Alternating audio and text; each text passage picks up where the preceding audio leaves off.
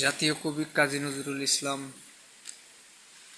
বিশ্ববিদ্যালয় ইউনিভার্সিটি এরিয়ায়, ঠিক আছে, ময়মনসিংহ ত্রিশাল থানায়। মানুষের ক্ষয়ক্ষতি হয় নাই না, দেখ আল্লাহ বাঁচাইছে।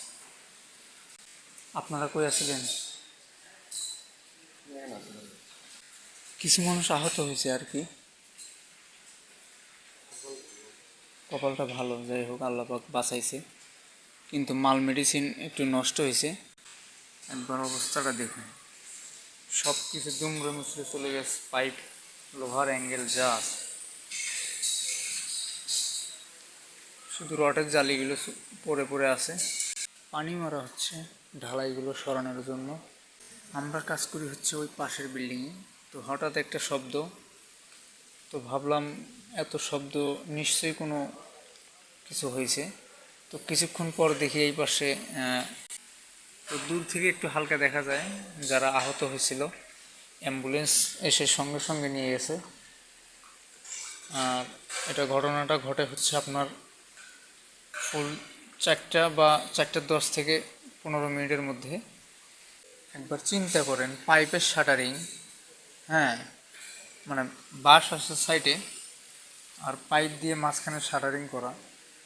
তো ঢালাই দিছে, ঢালাই সহ ভেঙে পড়ে গেছে আর কি, দুমড়ে মুচড়ে গেছে একবার। যে অবস্থায় পড়ে গেছে এই অবস্থায় আছে, মানে কোনো, শুধু সামন সাইডটা আছে বাঁশ কয়েকটা খাড়া, আর যা আছে সব একেবারে ভেঙে গেছে। যিনি আহত হয়েছে, হ্যাঁ, তিনি আশা করা যায় 2-3 মাসের আগে সুস্থ নাও হতে পারে, তাও ভালো মানের চিকিৎসা করা লাগতে পারে। আপনারা ইতিমধ্যে দেখলেন এগুলো সবগুলো হচ্ছে স্টিল শাটার।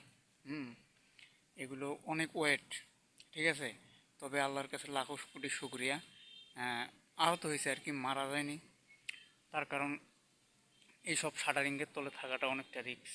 যেমন আপনারা যদি লক্ষ্য করেন, পাইপের শাটারিং, এটা কিন্তু বাঁশ না যে কাঠ বাঁশ ভেঙে পড়ে গেছে, হ্যাঁ, বা এক জায়গাতে বেশি লোড পড়ার কারণে এক জায়গায় ভাঙে পড়ছে, এমনটা কিন্তু না।